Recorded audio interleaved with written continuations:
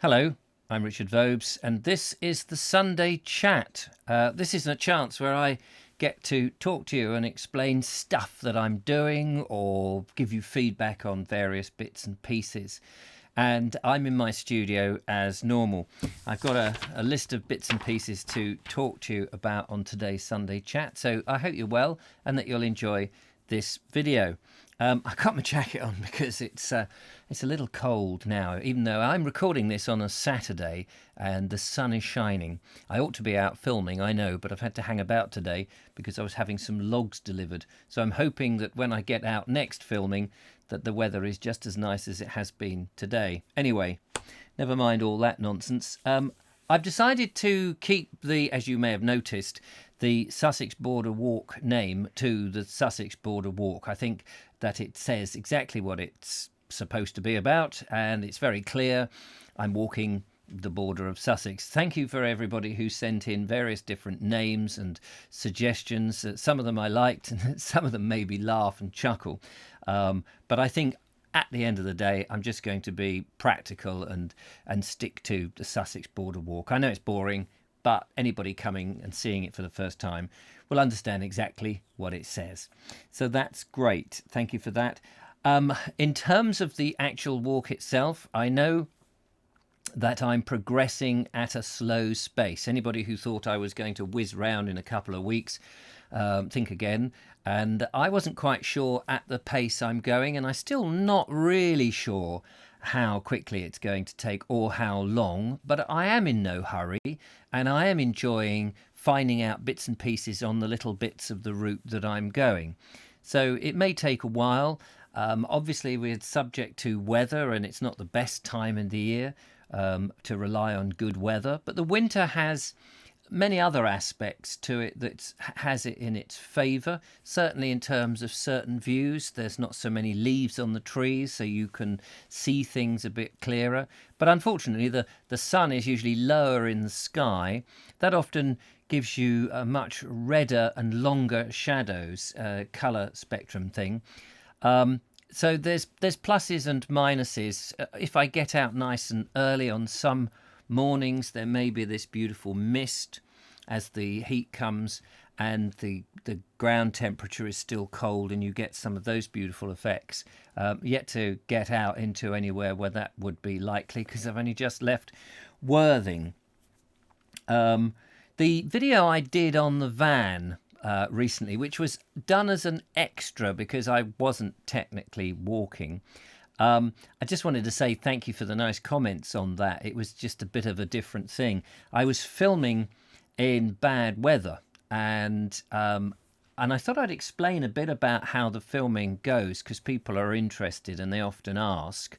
But I was filming on this day and it was drizzly, wet weather, and I just didn't know quite what was the best approach. And then I came up with this idea to film a sort of where I'd been, but from the van, so you saw it from a different perspective. I thought at the time it was a bit of a lame idea, but people have been very generous, so thank you for that. That's very kind.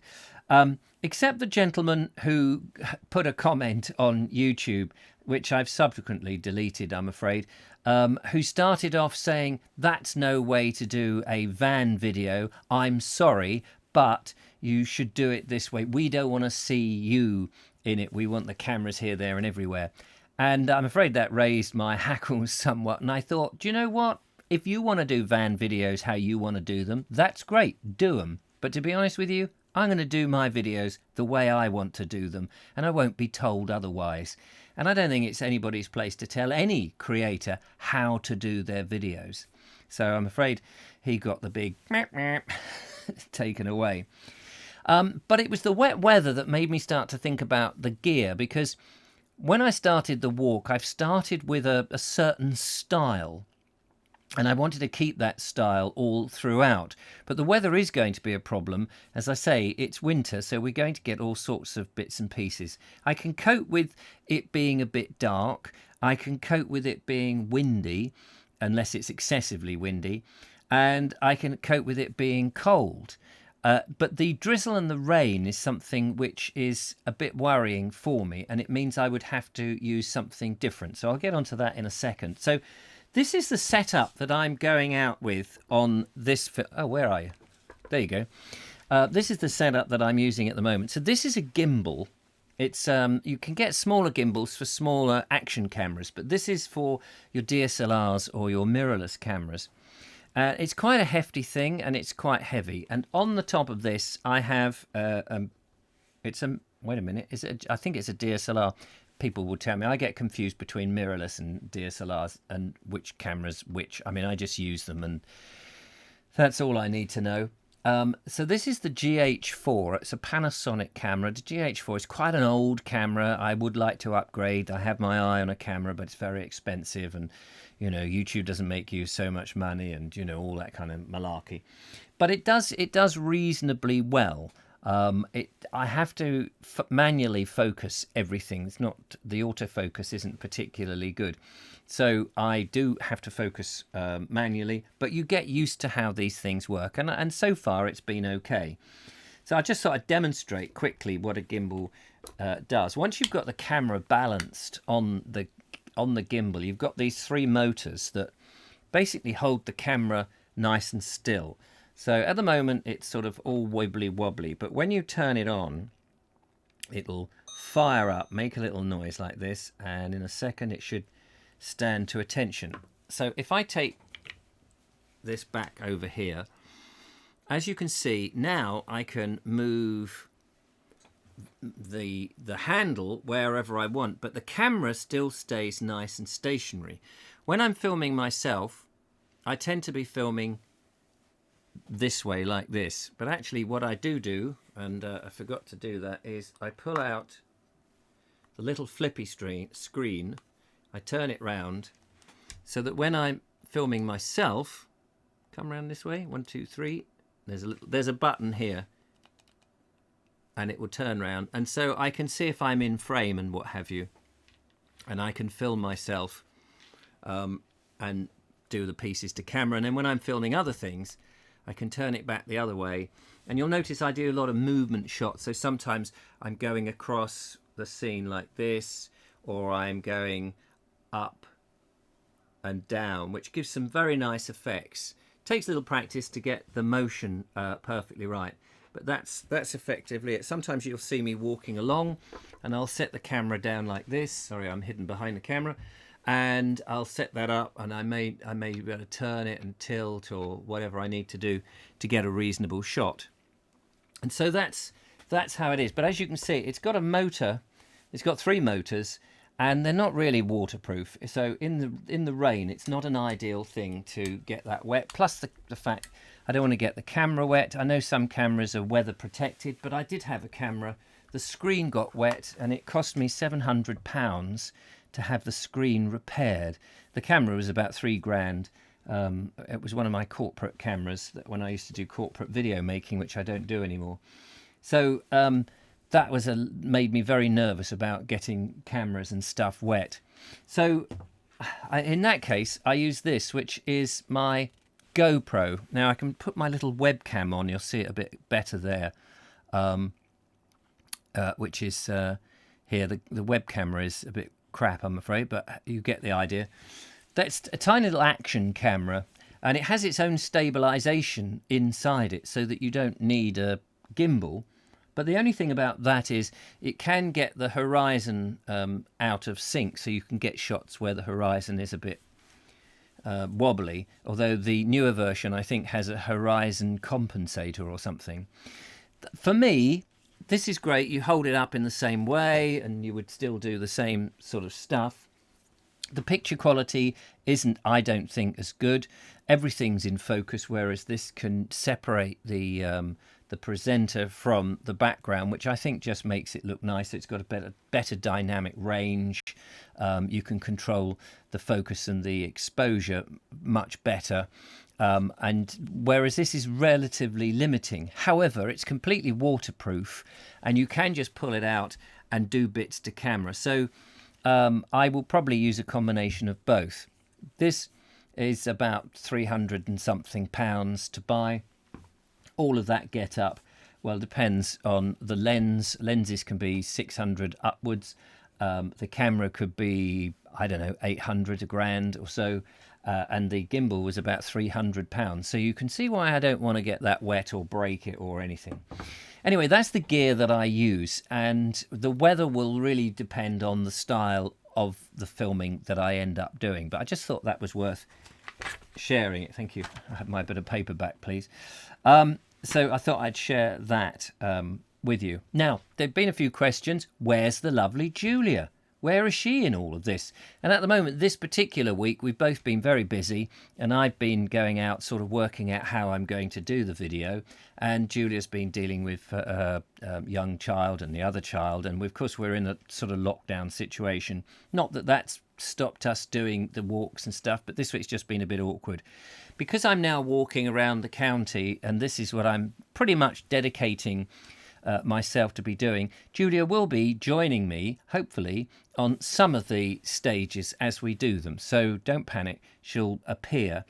But it may be that I also do 3 or 4 episodes on the Sussex Border Walk, and then occasionally just something else back to the quest for England, or an interesting walk or an interview, just to break it up a little bit. Breaks it up for me, breaks it up for the audience as well. So Julia may well come out on some of those too. So that's all good. Before I finish off, I wanted to tell you a couple of things. I used to do this podcast called The Naked Englishman, which was exclusively just for the patrons who support me. Excuse me. Well, now I can tell you it is available for everybody. It's a podcast, and it's called The Naked Englishman. It's naked because it contains no music, no effects, no main production values and all of that. It's just me talking. Englishman because I'm obviously English, and it's a sort of stripped down, raw type of podcast behind the scenes of me, my philosophy, my politics, behind the problems I have as a YouTube creator and all of that. And if you're interested in that, I do a daily podcast of about 20 minutes, something like that. Sometimes it's a bit of a moan, sometimes it's more upbeat, sometimes I'm talking technically, but it's all the things that sort of make me who I am, I suppose. So if you want to get behind who I am, check that out, nakedenglishman.co.uk. You can find it, or it's on Anchor FM, or I think it's on Spotify and a number of other podcast catchers, called The Naked Englishman. So do get that.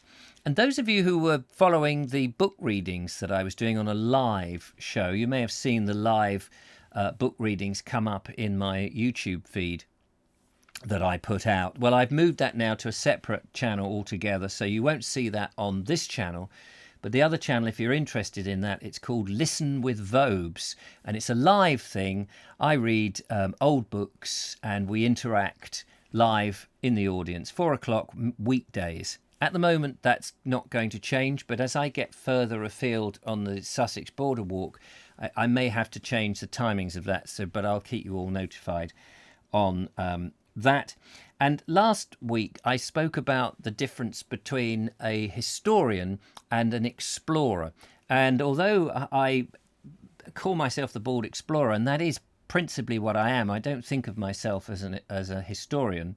I've become aware that the first ones leaving Worthing on my Sussex Border Walk, that I am sort of bringing you bits of history, but mostly that's because I know this area. So it's very difficult to explore freshly something that you already know the area. But as I progress around Sussex, I'm going to go into areas of which I know very little or nothing about.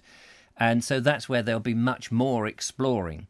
So although I am giving you tidbits of information, that's because I know some of these places, and or people have sent me little tidbits and said, oh, you must go to see this place and here's some information about it which you could share. So I'm grateful for that. So if you see or know of a place that I'm likely to visit as you watch me go round the border of Sussex, do send those bits and bobs. That's been really, really useful, and I appreciate that very much. But there may be times when I'm just going to say things like I'll speculate about something. I may know nothing about it, or just simply go, oh, this looks interesting, and down there. So don't penalise me. That's what my main thing is. I'm exploring, even if I don't know. And of course, that's where you come in to fill in the gaps. So that's all good. And I'm grateful to Sean James Cameron, I think, who said, you know what, you could write a book at the end of this. The Sussex Border Walk could become a book at the end of it, which is a great idea. If you're a publisher and you think that could be something, I'm happy to talk to you about that. I don't want to self-publish something like that. I've tried that before and it's a lot of hard work and I don't have the time.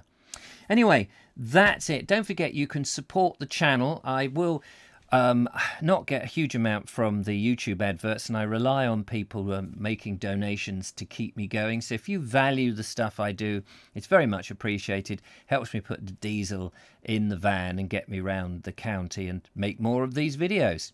So there we go. Thank you for joining me on the Sunday chat. Have a wonderful day, whatever day it is that you watch this, and I'll be out padding the streets and the country lanes as I try to encircle this lovely county of Sussex.